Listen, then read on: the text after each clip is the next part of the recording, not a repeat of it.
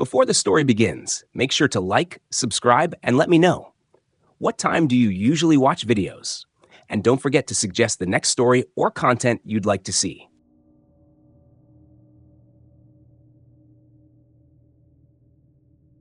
Story 1. The Whispered Name in the Empty Classroom. The memory of that night in my old high school has never left me. Even now, years later, when I drive past the sagging brick building, its windows dark and lifeless, I still feel that same chill crawl across my skin. The memory of a single whispered name that should never have been spoken. My name. I had been 17 then, staying late for a debate club meeting that dragged on far longer than it should have. By the time I packed up my books, the sky outside was already the color of ink, and the corridors of the school had emptied to a silence so heavy it pressed down on me. Most students hated being inside after hours, but I had always loved the quiet. The echo of my footsteps on the linoleum felt strangely comforting, like the building was keeping me company. That evening, though, something was different. The lights flickered as I walked down the main hall, my bag slung over one shoulder. My shoes squeaked faintly with every step. The air was thick, warmer than it should have been, and I remember pausing once to loosen the collar of my uniform shirt.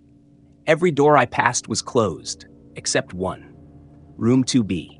The classroom door was slightly ajar, just enough for a sliver of darkness to spill into the hall. I frowned because I knew Mr. Weller, the history teacher, always locked that room before leaving. I considered ignoring it, but something about the open crack pulled me closer. I pushed gently, and the door creaked like it hadn't been moved in decades. The lights inside were off, and the room was swallowed in shadows, the only illumination coming from the faint glow of the street lamp outside the far window.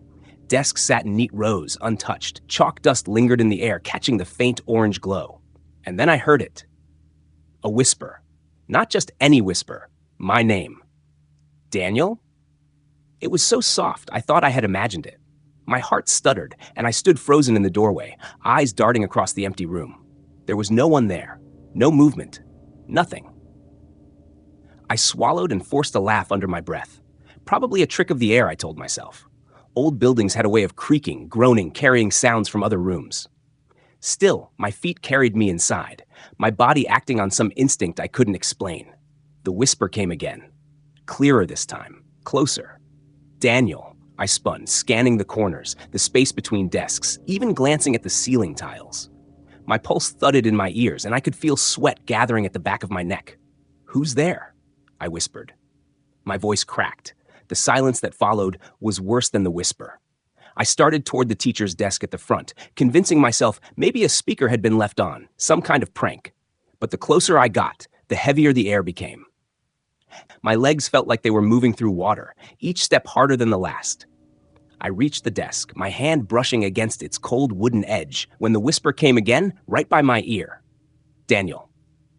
I flinched, stumbling backward into a row of desks that screeched across the floor. My breath came in short, sharp bursts, and for the first time, I felt something I couldn't rationalize away. I bolted. I ran out of the classroom, slamming the door shut behind me. And didn't stop until I reached the exit near the gym. My lungs burned, my legs screamed, but I kept going until I burst into the night air. I didn't tell anyone, not my parents, not my friends. How could I? It would sound like a story made up for attention. But that night changed the way I looked at the school forever. The strange part came later. A week after, during lunch, one of my classmates mentioned room 2B in passing. He said his older brother used to go there, until he quit school suddenly in his junior year. When I asked why, my friend shrugged and said, he heard something in there once, something he wouldn't talk about. Said it knew his name. I froze. Over the next few months, I heard the same story from others. Different students, different years, all tied back to room 2B. Some said they heard their names whispered in the dark. Others swore they saw shadows moving when no one else was inside. One girl said she felt a cold hand on her shoulder when she was alone there after school. It wasn't just me. The strangest revelation came during my senior year. I had been researching in the library, flipping through old yearbooks from the 1960s, when I stumbled on a faded newspaper clipping tucked between the pages.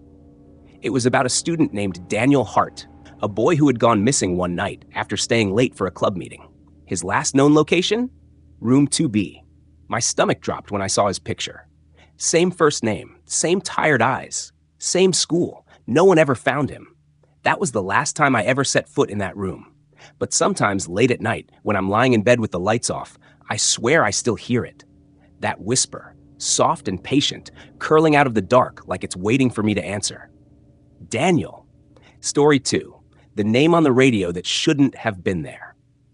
On a rainy Thursday night, with thunder crawling across the horizon, Amanda sat in her apartment trying to block out the silence that seemed to press against her walls. She was a grad student, new to the city, and the quiet felt heavier than she was used to. To fill the emptiness, she switched on the old tabletop radio she had picked up at a thrift store weeks earlier. It was one of those vintage pieces with the warm static hum, a little wooden body, and a dial that clicked softly as it turned. She had never really used it before, but tonight she needed some sound. The airwaves crackled, cycling through stations of muffled music, half-formed talk shows, and empty static. Then she landed on a small local station that played late-night dedications. The DJ had that calm, slow voice meant to soothe insomniacs and lonely truck drivers. And Amanda leaned back, letting it wash over her. At first, everything seemed normal. Songs from the 70s and 80s, occasional call-ins where listeners left messages for loved ones.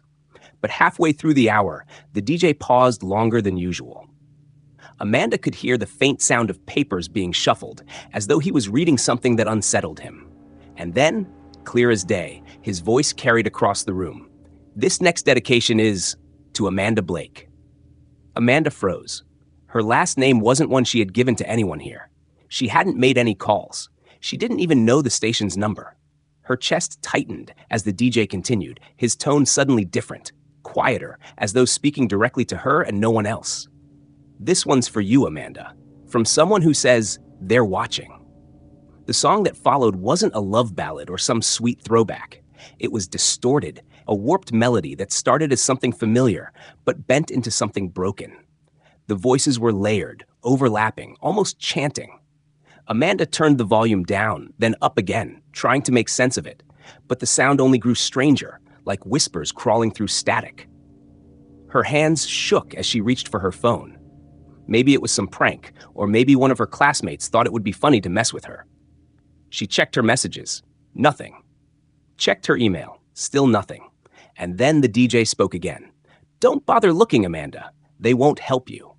The hair on the back of her neck rose. It wasn't possible. The radio wasn't two-way. This wasn't how broadcasts worked. She slammed the power off, but for a split second before the dial clicked, she thought she heard another sound. A faint laugh, low and wet, like someone too close to her ear. She sat in silence for almost half an hour, trying to convince herself it was nothing. Just exhaustion. Just nerves. But curiosity gnawed at her. Against every instinct screaming to stop, she turned the radio back on. The static returned, warm and buzzing, before snapping into a clearer signal. No DJ now, no music, just a voice. Her voice. Why did you turn me off, Amanda? Her breath caught in her throat. It wasn't a recording. The cadence was hers, the same nervous lilt, the same tone, but it wasn't coming from her. The voice on the radio was speaking freely, mocking her hesitation. Amanda clutched the knob, ready to shut it off again, when the voice spoke once more, softer this time. You shouldn't be here. He's coming. The signal cut into another burst of static, loud enough to sting her ears. When it cleared, the regular DJ's voice had returned as if nothing had happened. He was announcing the weather, rambling about showers through the weekend, his tone flat and professional. No trace of what had just transpired. Amanda sat frozen, her heart hammering in her chest.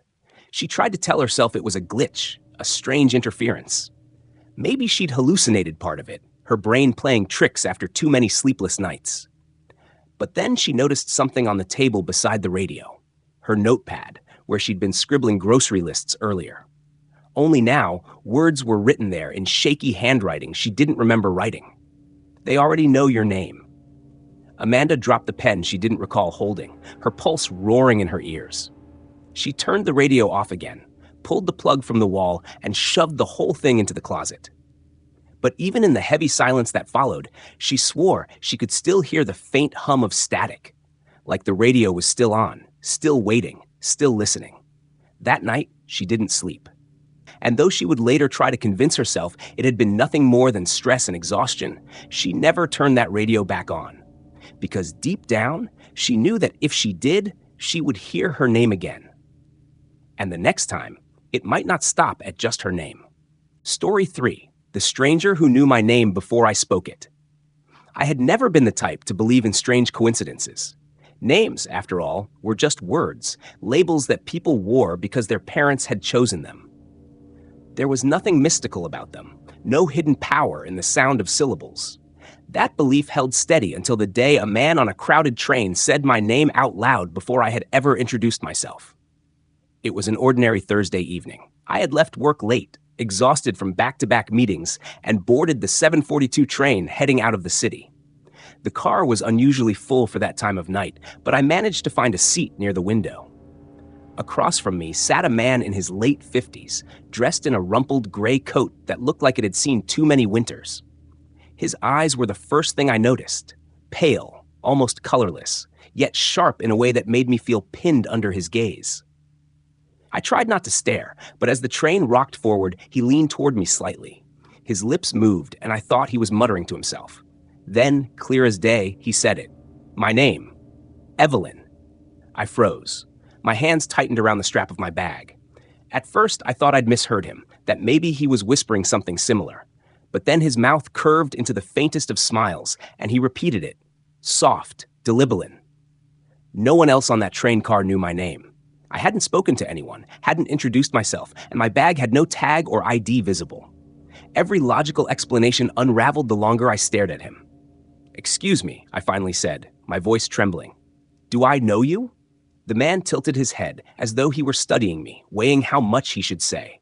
Then, after a long pause, he replied in a voice that was almost too calm. Not yet. A chill crept down my spine. Not yet? That wasn't an answer someone gave when they accidentally mistook you for someone else. It sounded intentional, like he knew something I didn't. I thought about moving to another seat, but something about the way his eyes held mine made it impossible to break away. I tried again, louder this time. How do you know my name? Instead of answering, he shifted back in his seat and began to hum softly. The melody was unfamiliar, eerie in its slowness, like a lullaby sung backward. Every so often, his lips would part, and I caught fragments of words, phrases that didn't make sense together. Yet, buried in the nonsense, my name surfaced again. Evelyn, you shouldn't have. My chest tightened. The air inside the train car seemed heavier, as though the lights above dimmed with every note he hummed. People around us were oblivious, tapping at their phones, reading papers, staring blankly out the windows. Not one of them seemed to notice that this man was speaking directly into my bones. The train screeched to a stop at the next station. I seized the chance to leave, springing from my seat and weaving through the crowd toward the doors. Just before I stepped onto the platform, I risked one last glance behind me. He was still there, sitting exactly as before, but now his mouth was moving again. Only this time, I didn't hear it. I felt it, like the sound was vibrating inside my chest rather than my ears. My name, spoken without air. I didn't sleep that night. Every creak in my apartment, every shift of shadows along the walls, I swore I heard him humming beneath it all.